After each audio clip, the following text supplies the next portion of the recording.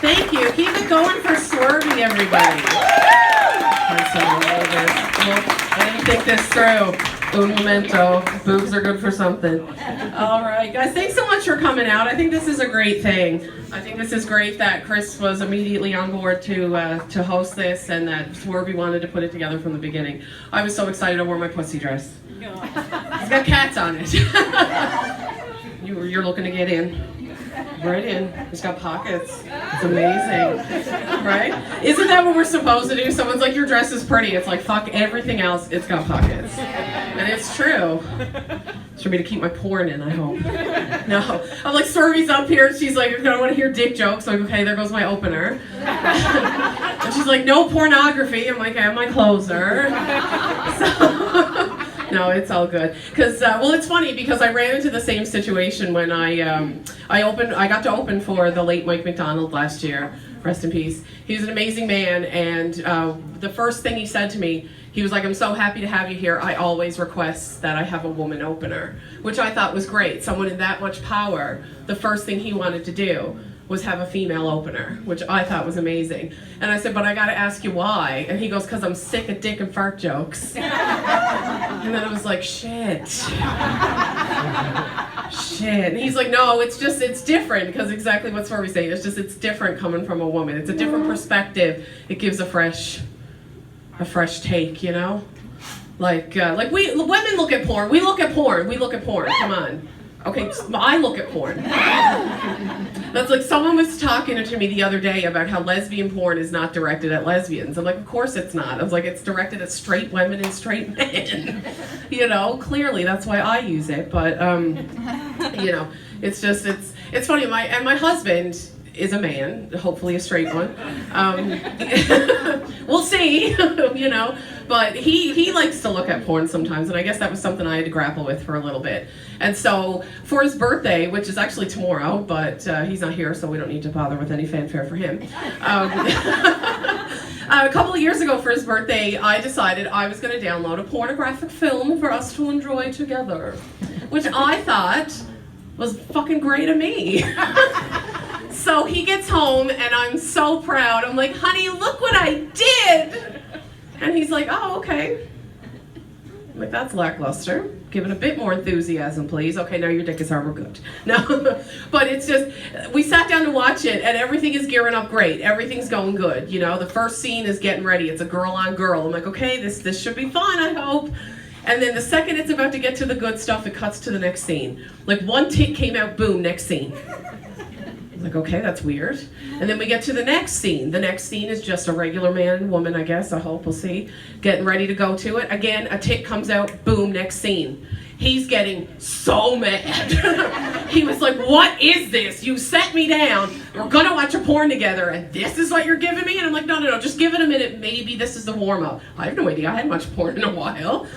The next scene gets ready, it's a threesome. I'm like, okay, here we go, the good stuff. One tick, cut scene. He goes, I'm fucking out of here. And he leaves. And that was the day that I discovered that there are R-rated editions of porn movies out there. And that's what I downloaded and gave to my husband for his birthday. He wasn't my husband at the time, so I think I must be pretty lucky. Or maybe he's got a hidden porn collection I haven't found yet. We'll find out. But speaking, I guess, of masturbation, because that's kind of where that was going, I guess. I discovered not too long ago that sex headaches are real. Do you guys know that? Yeah. Like, so sex headaches, you know, when you're about to orgasm, boom, sharp headache. Yeah, I just wish I hadn't been alone when that happened. But, yeah, that's it. That's how it goes. Is anyone here a real estate agent? Good, we can talk about them. I'm having so much fun. Me and my husband, I guess, are preparing in the next couple of years. We're going to be buying a house, so I'm just doing all my research now. And I love their headshots. Like, we've all seen them, right? Like, I know them all by name at this point, right? The girl always got her boobs out. I'm like, no, that's good. I'm going to remember Tits McGee when I'm ready. And there's a real fun one where it just says, I don't want to use his name because I actually do love it, but I still think it's hilarious. So it has his name, and then it says mortgage broker, realtor, a rebel. You're finding me a house, sir. On hell or high water, we're doing business, you know? And it's just, and they're so hilariously corny, but I now have all these names in my head that I gotta grapple with who I'm gonna choose. And then there's this really good looking guy that sat on stairs, his legs are wide, I got a dress, I'm not gonna do it. And he's just like, he's just so broody, and I'm like, yeah, I really want to call you too. You know? And all their cell numbers are on these billboards, and it's literally taken everything in me not to be like sexting them every Friday night. We'll see what happens after I have a few more drinks, but you know. Does anyone here have a mother who's too involved in their life? Oh my God, yes. There we go, right? Just, like, I get it. Like, my mom is supposed to remind me of certain things, like, call me when Nan's birthday's coming up, please do. Stop calling me when my pap smear's coming up, you know? Just certain things that I want her to stay out of, right? But she's so in there. Like, she called me the other day, and she's a heavy smoker, and I answered the phone, and she's like, Nicole? I'm like, who else would answer my cell phone? Yes, hello, it's me. And all I hear is, so I'm here at the bank. Trying to put money in your account. I know. Fuck me, right? They're telling me that you no longer bank with this restitution. I was like, Mom, I think you mean institution. Shut the fuck up, Nicole. Where are you banking? It's like Liam Neeson was on the other phone, you know? And I was just like, I switched banks. When? It was like a couple of years ago. They gave me a tablet. You don't give me anything. Where's this money coming from? Why are you not using email money transfers? She's like, that's not the point. Why didn't you tell me that you switched banks? Because I'm 36? And she called me yesterday, and she was like, I said, I put money in your account through e-transfer this time. God, thank God we got rid of that one, that debacle. But she's like, I put money in your account for Sean's birthday. And I was like, thank you, it's not necessary, but thank you. And she's like, yeah, I don't have his phone number, though. And I'm like, yeah, that's okay. She's like, I need his phone number. I said, why? Like, we've been married for almost 2 years. We've been together for like 5 years before that. I'm like, why today do you need his phone number? I just do. So I gave her the number of Domino's across the street. I figured, whatever. But she's a scary, scary woman. You said I'm scary? No. No, she's so frightening. She's so frightening. And the things she chooses to say to people are so inappropriate. Like, I was 15 years old, and me and my friend were hanging out in my living room. And my mom comes in, and she's griping about someone that cut her off in traffic. Apparently, she used to date him, and she's like, fucking Stu Winters. Oh, fucking Jesus, I'm Stu Winter. And my friend's like, I work, or my mom works for Stu Winters. You went out with him? And my friend, just as big gossip bag as my mom was at 40, she was at 15. So the two of them just start exchanging names, talking about everyone in our hometown, like just going to town with it.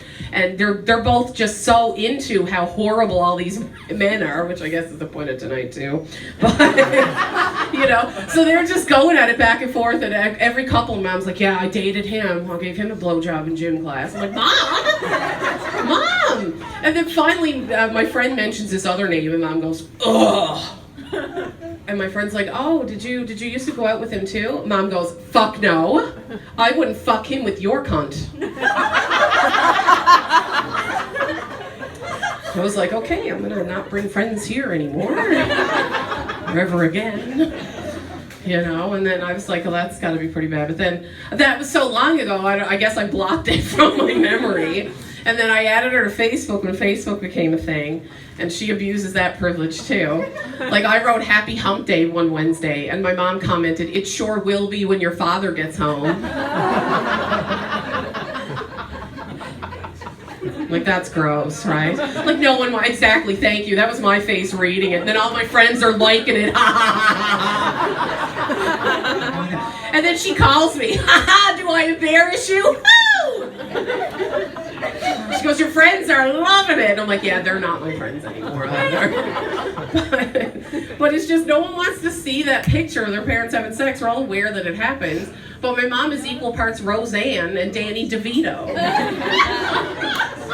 So I really don't want to see it, you know? And then, like, a few of my friends, they all have stories about walking in on their parents having sex, right? And that seems to be a rite of passage, I guess. And I was thankful that I never had that experience.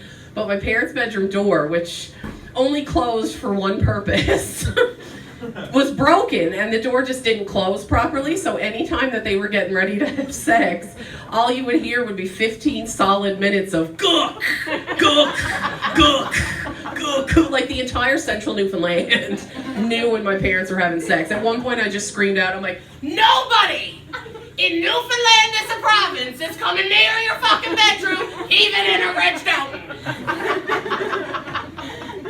And they didn't have sex that night. Go figure. Go figure.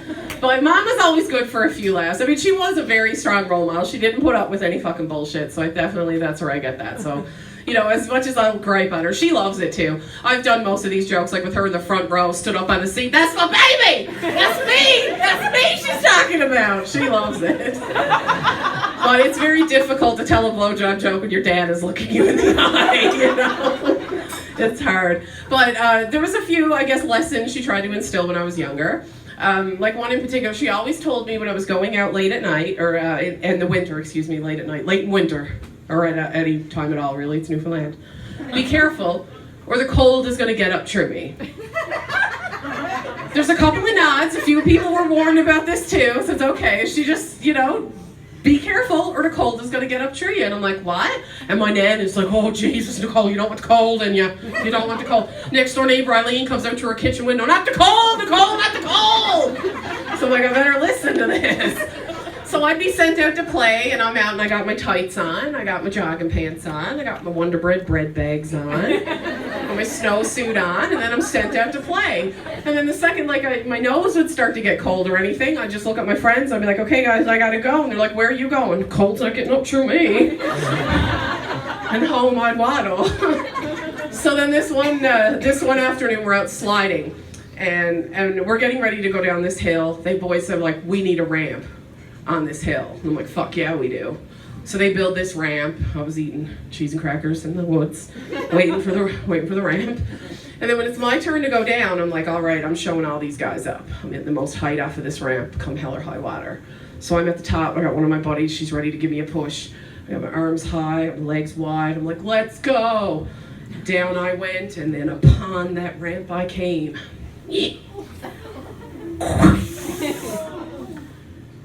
And that's when I discovered that the ramp was not a ramp, it was a rock that the boys had just pat a bit of snow around. And I'm like, okay, this should hurt. Taking a deep breath, all the boys are just like, I'm not getting her mother, I'm not getting her mother. Someone get her mother, but it's not going to be me. And then I look down, and there's a big hole right through the snow pants, right through the Wonder Bread bread bag, right through the jogging pants. The tights were okay, thank God, ladies. It's so hard to find good tights, am I right? Fucking cooter to kneecap, open.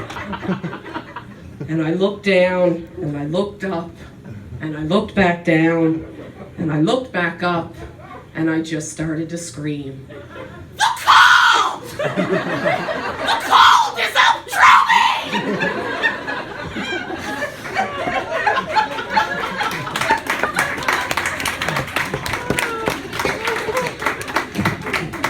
And that's how I got my first yeast infection. Thank you, everyone. Enjoy the rest of your show.